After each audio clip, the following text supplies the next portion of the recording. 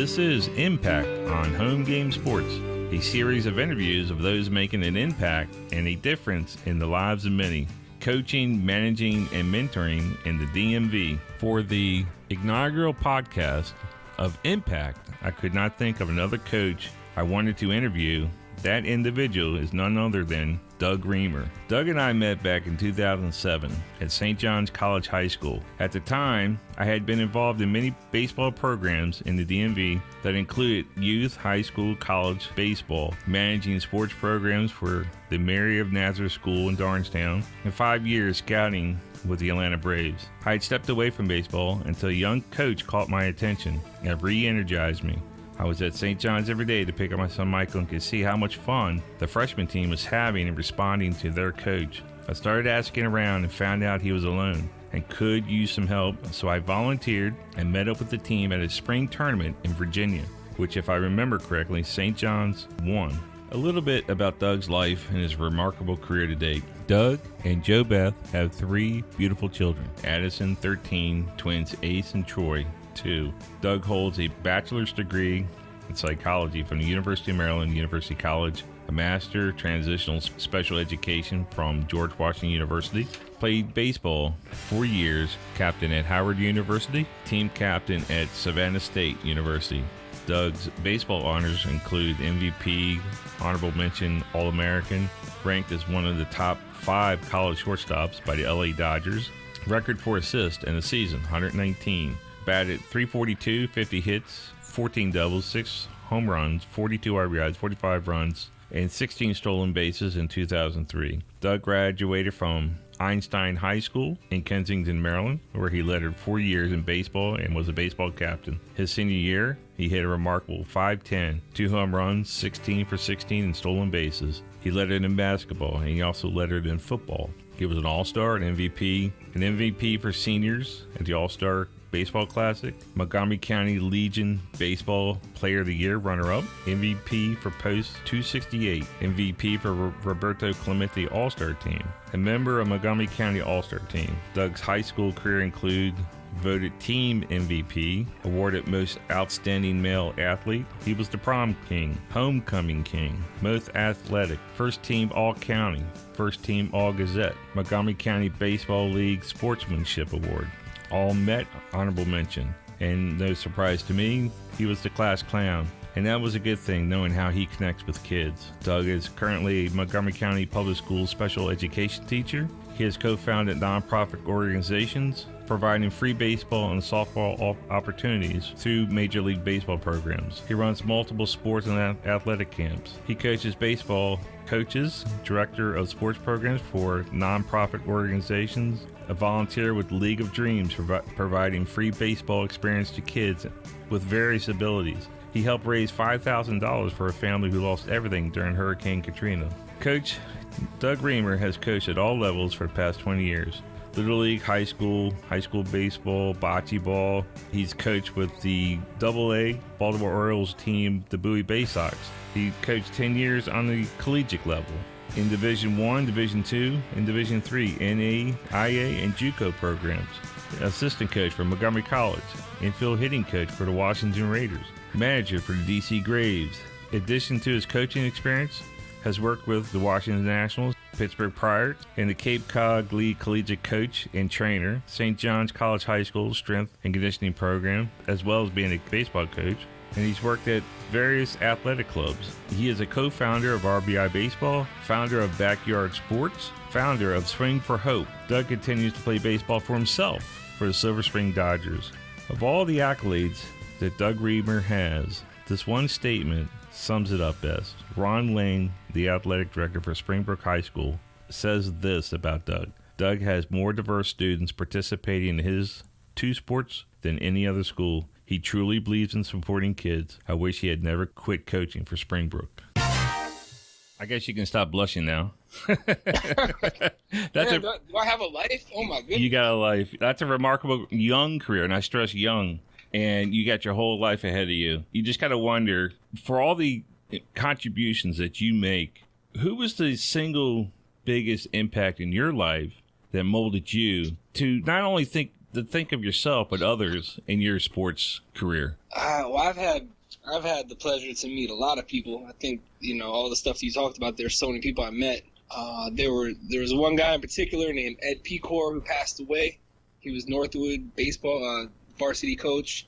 He was also a special education teacher, and he also was working for the Mets as a kind of hitting instructor through different levels. And I just remember kind of thinking how cool that was and just how nice he was, and you just wouldn't even think he was anybody special. But he showed up to work every day, had a great attitude, and was always willing to help me. So that was one guy. And oh man, I think it's just an accumulation of a lot of different people, a lot of good, a lot of bad. I think there's a lot of people that also allow me to learn from their mistakes and things that I saw that just didn't seem to really fit with kind of a team model. And I kind of just learned from that type of experience. But I think Ed Pecor was a huge one for me. So having an impact to mold you, to give you inspiration to do something is one thing. But who gave you the confidence to actually do it? I think losing my whole life helped with recognizing when something was good. And I remember I got selected to play on the Montgomery County All-Star team my senior year of high school, which back then there weren't travel teams like there are today. So if you got selected, it was because you were the best in the county. And when when I got out there, shortstop with Ray Gemmel, who ended up being the state home run leader that year, I looked at the other kids on the team. I was like, wow, I might actually be pretty good at it. That was the first time I think it hit me. I think I had some coaches my senior year that was good. He passed away too, Coach Ed Hashwell, who also told me he coached a state championship team for high school, and he told me that I would have been his starting shortstop and leadoff hitter on that team. And I think that statement just made me feel like, all right, I'm doing some good stuff right now. Let's keep going. It's funny how you get confidence over your lifetime. Like my father, I would work with him on the car or around the house and everything, and something would become difficult. And I said, we can't do this. And he'd always say, well, if a man made it, a man can fix it, right? And nice. So, I never thought that I couldn't do anything because those little statements you pick up over life and they stick with you. Can you name one or two coaches that made you feel special for what you were doing, like a certain mentor that helped you along the way? Yeah, I think, like I said, Ed Ashwell just coming in and being so successful.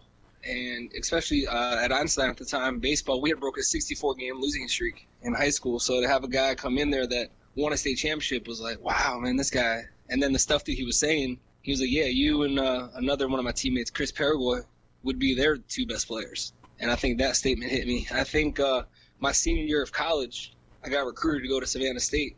And the coach, I went down there, and in the fall, I didn't have a scholarship, but it was pretty inexpensive. So we went down there, and by the end of the fall, I had earned a full scholarship, and I was voted team captain. And that coach told me that, I had just some of the nicest hands he's ever seen. And University of Miami coach, I made a play in the hole, and he told me I had some of the quickest hands he's ever seen. And so to hear it from guys who have been successful, it just nothing makes you feel better.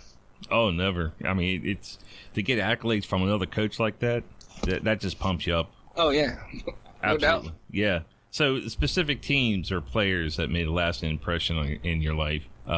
You talk about Savannah State. What about some of the teams you've coached, the freshman teams at St. John's or any of the various teams you've even... Well, yeah, I mean, and again, you were going through the list of stuff I've done, and I guess sometimes I forget how many different moments I've had that have motivated. And yeah, you're right. It was actually the JV team at St. John's, and we had the team that we had there, if you recall, for 9th and 10th grade, they ended up being number one in the country. Yeah. At varsity. And so, that was a moment where I was like, man, I might know a little bit about baseball. We had these kids at one time. Silverstein and Mighty Mac and, I don't know, some other guys. Flex, oh yeah. Durian. I was a guy, Snight, a whole bunch of guys. Jimmy Reed. Was Johan on that team? Johan Nee? Johan Nee was on that team. Everybody. I mean, wow. We can go on all night about the players, but yeah, it's just, and that system there is unbelievable. The Gibbs over there are just producing players left and right, and the motivation of just knowing like, oh, okay, well, this is what they do in the off season. I learned, as a player, I was very athletic, but a lot of people said I didn't have a lot of fundamentals. And so once I got to St. John's and I saw the stuff they were doing, the repetitions and the short hops and the footwork, like, you got to get this footwork down if you're trying to make plays. You know, if you want to get the maximum strength on your velocity and the ball in the hole, this is the type of position you need to get into. And so when I started putting my athleticism and like how I've gotten away with things, and then implementing it with the different mechanics and the drills and all the cool competitions, all of a sudden you're kind of creating complete players. And I think we saw that when you were there with me. You know, we were having fun, but we didn't let them leave practice until they got the rundown down with one throw 10 times in a row. Right. So we held them accountable too. I remember during warm-ups, if the ball got by one player, like if I thought that they could have stopped it, the whole team had to run.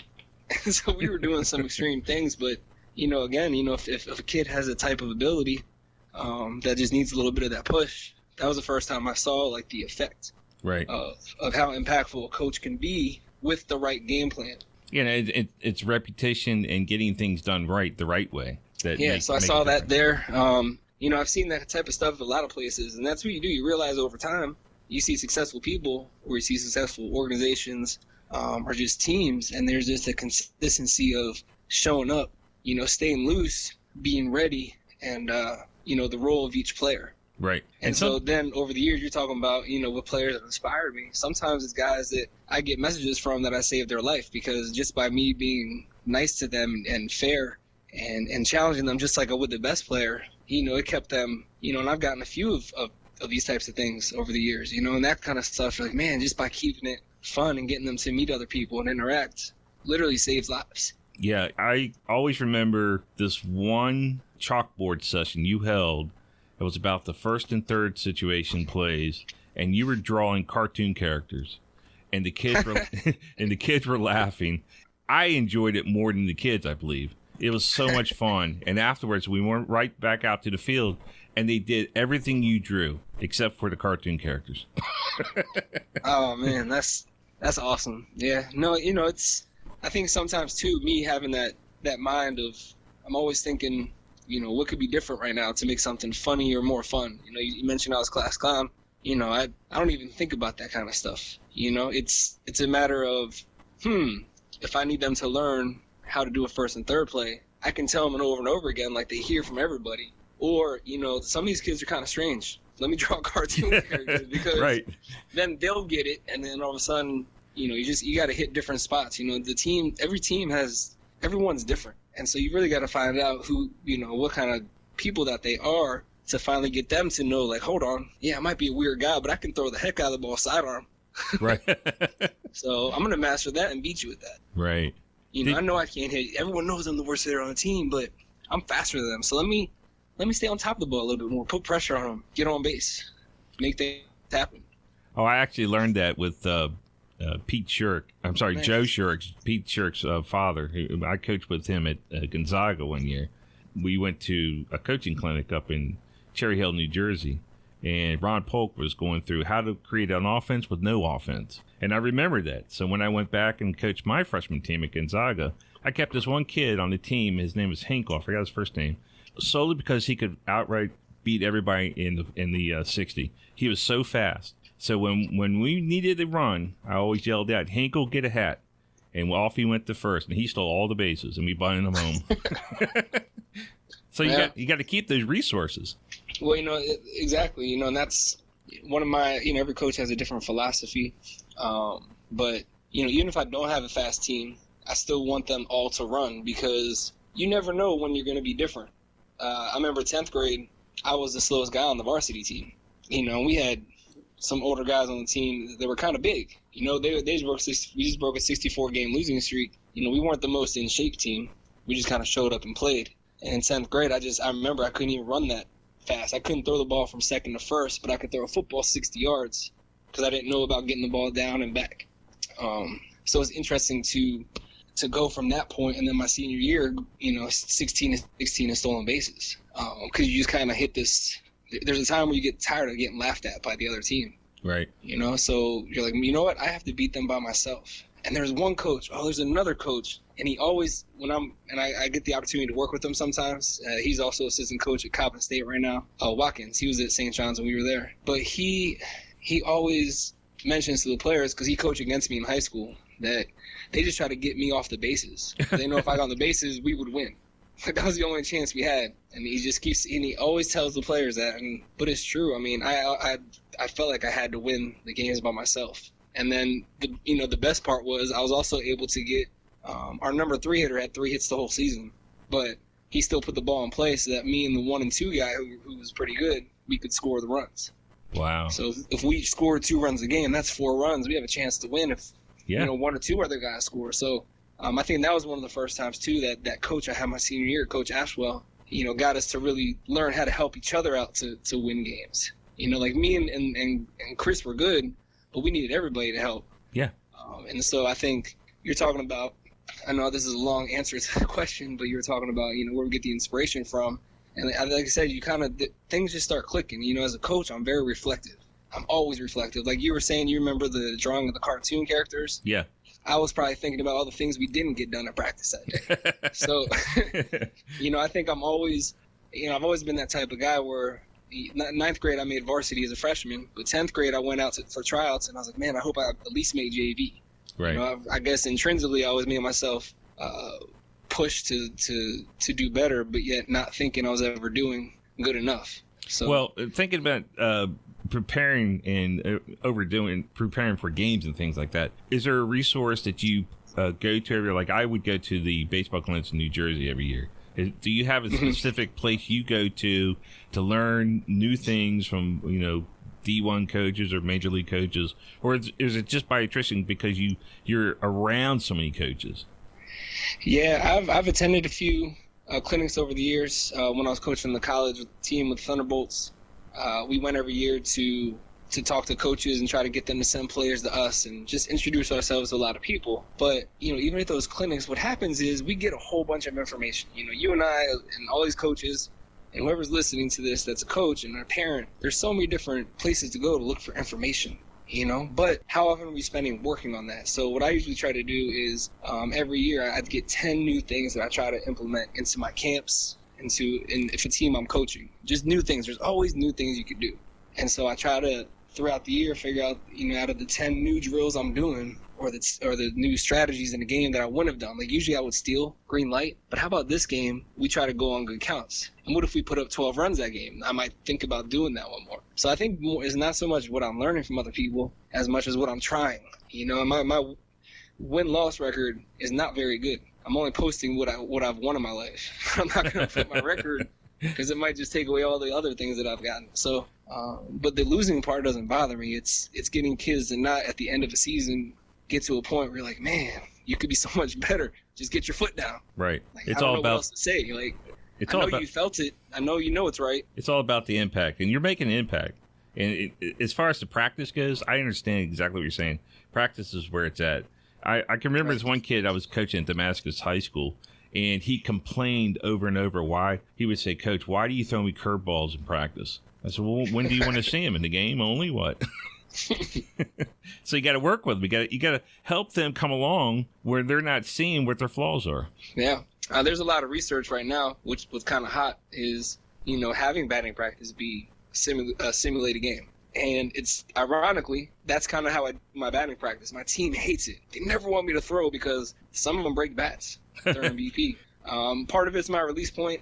My ball does move naturally. But yeah, no, I mix it up. I mean, I challenge them because what it is as a coach is, it's like being a parent. You have to lay it down sometimes. Right. If I see a kid, I had a kid this summer with the most power I've ever seen, and he just has he's got pro hands, but there's other things he has to work on.